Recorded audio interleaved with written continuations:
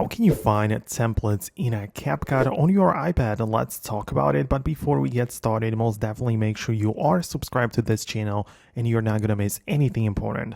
Well, on your iPad, what you need to do is to, of course, open up the Capcut, and at the bottom in the tab bar, we have like four options. You have the Me, which is the profile section, you have inbox, edit, and also the templates right there. So you can literally just open it up like this, and you can just scroll through the available templates, right? So there might be some suggested for you, some, based on the categories and whatnot, right? Like lyrics and whatever.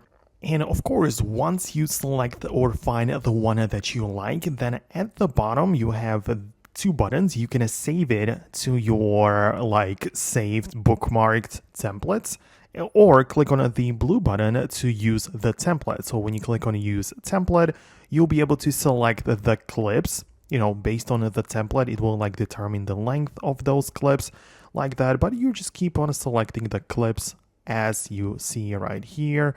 You click on next, and then the videos will be put together and edited based on the template which you have found in your search, right? So you perhaps need to wait a little bit. Everything kind of has to load up, but after you're done, you're going to end up with a nice looking effect.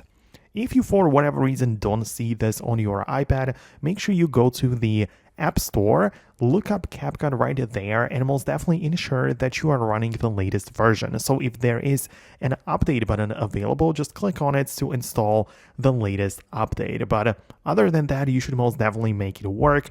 Most definitely let me know in the comments if it did in fact work for you. Thanks a lot for watching, and I'll see you later in the future tutorials.